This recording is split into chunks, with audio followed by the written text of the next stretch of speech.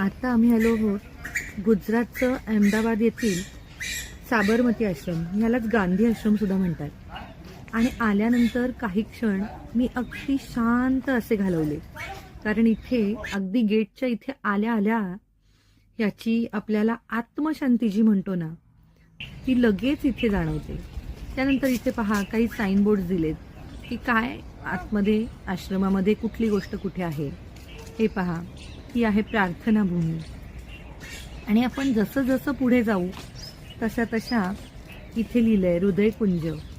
आणि त्यानंतर हे जे आहे चक्र, ते गांधीजींच्या सत्याग्रह सिद्धांताचं विनोबाजींनी जे बनवलेलं जीवनचक्र ते इथे होतं। त्यानंतर गांधींचा चरखा, त्यांचं बसण्याचं डेस्क, आसन, ह्या सगळ्या गोष्टी तिथे होत्या।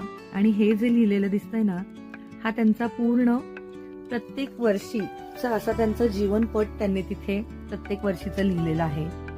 हे पहा, ही काही खोल्या आहेत, म्हणजे एक खोली ही गांधीजींची होती, एक कस्तुरबांची होती, त्यांच्या पत्नी, आणि एक जी होती ती रसोईघर होतं, एक गेस्ट रूम होतं, आणि तिथून बाहेर आल्यानंतर हा असा छोटासा एक चरखा होता। पहा, ते जे पुढे टोक आहे त्याला धरून थोडंसं आपण जर का पाठीमागे फिरवलं तर ते सूत तयार होतं।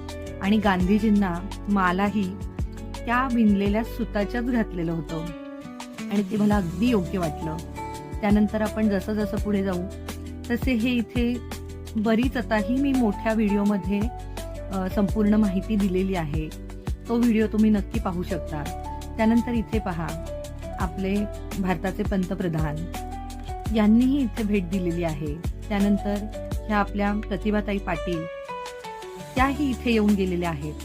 त्यानंतर इथे एका वॉलवर माय लाईफ इज माय मेसेज, मेरा जीवन ही मेरा संदेश है, असं हिंदी आणि गुजरातीमध्ये लिहिलंय।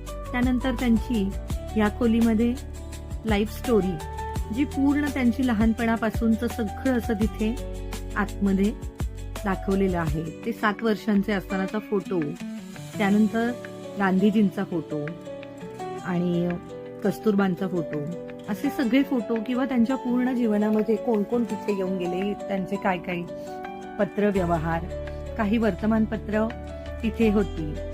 म्हणजे अगदी 1947 साली नेहरूंनी जेव्हा शपथविधी झाला तो, आणि त्यानंतर पहा सगळ्यात शेवटाला इथे त्यांचं असं स्कल्पचर होतं।